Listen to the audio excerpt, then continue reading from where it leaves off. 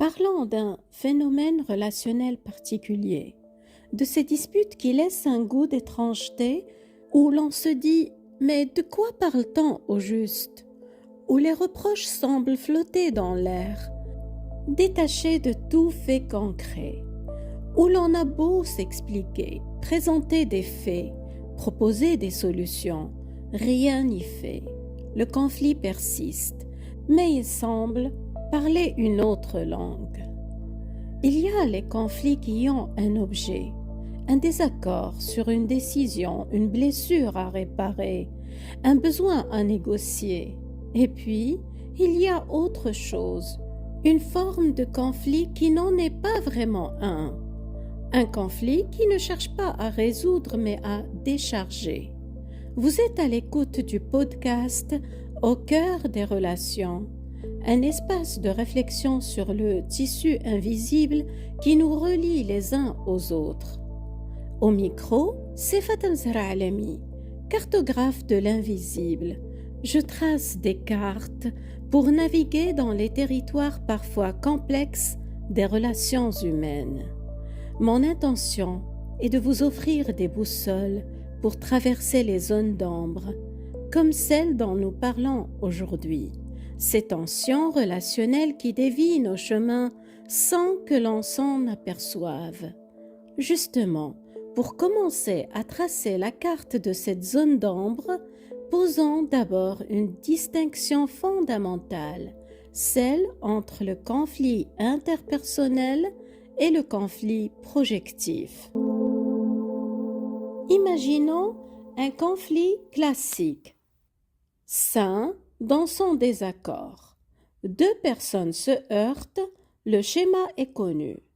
1. Il y a un déclencheur objectif, une parole, une action ou son absence, un événement partagé. 2. Chacun a une interprétation et un ressenti. Quand tu as dit cela, je me suis senti blessée. De mon côté, j'avais l'intention de. 3. L'échange même vif tourne autour de cet objet. On discute des faits, des intentions, des conséquences. 4. L'objectif, au fond, est relationnel. Clarifier, s'excuser, trouver un compromis, réparer. Même dans la colère, les fronts sont définis. On peut être en désaccord sur ce qui s'est passé ou ce qu'il faut faire, mais on parle de la même scène. C'est un conflit de cohabitation, de perspective, de besoin. Il peut être douloureux, mais il a une logique. Il est d'une certaine manière négociable. Maintenant, observons une autre scène. Une personne est soudainement en colère, indignée. Ses reproches sont vagues, grandioses, chargés d'une moralité écrasante. Tu es hypocrite, tu n'as aucune considération, c'est toujours la même chose avec toi.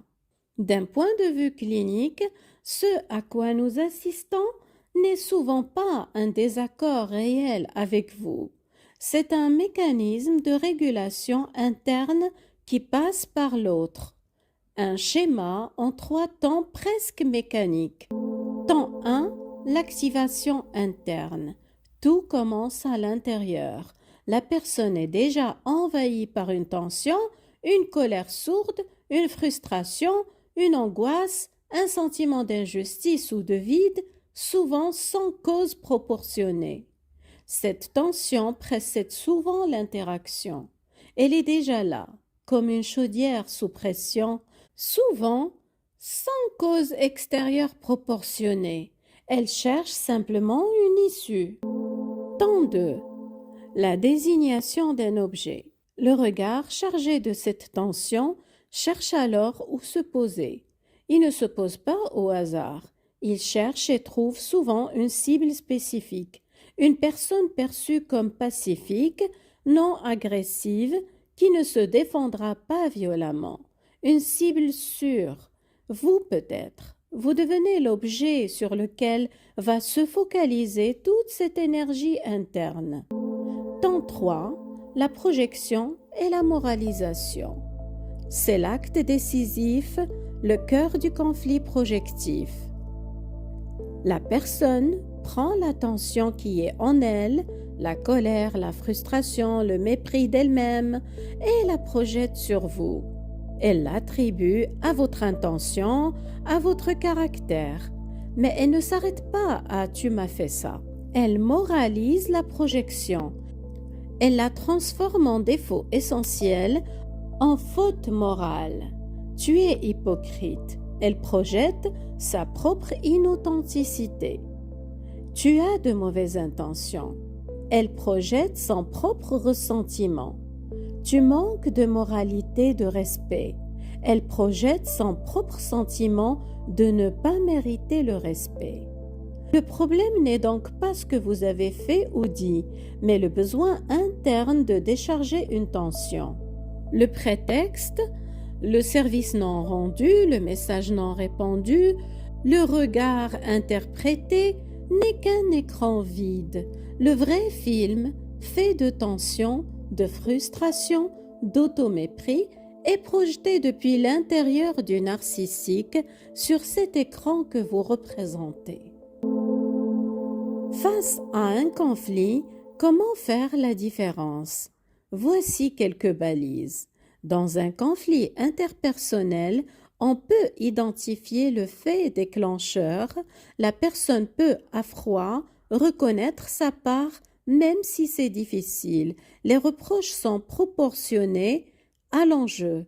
Il y a une volonté sous-jacente de sortir du conflit, même maladroite.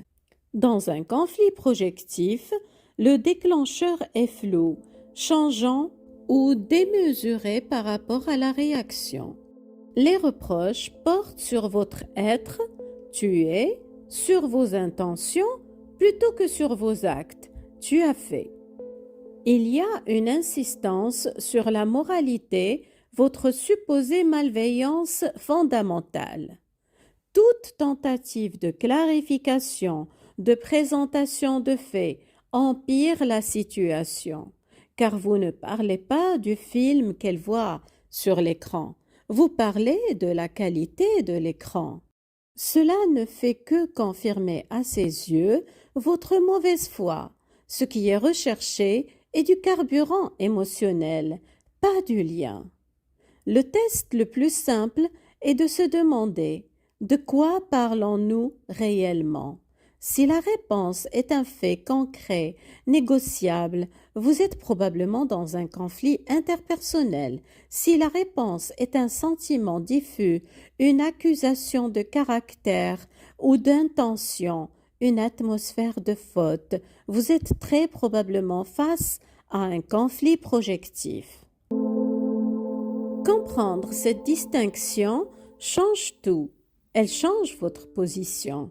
Dans un conflit interpersonnel, votre rôle est d'écouter, de clarifier, de négocier, de réparer. Dans un conflit projectif, ce rôle est un piège.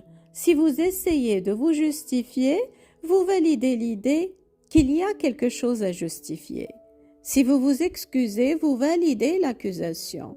Si vous discutez des faits, vous entrez dans un débat sur l'écran alors que le problème est le projecteur.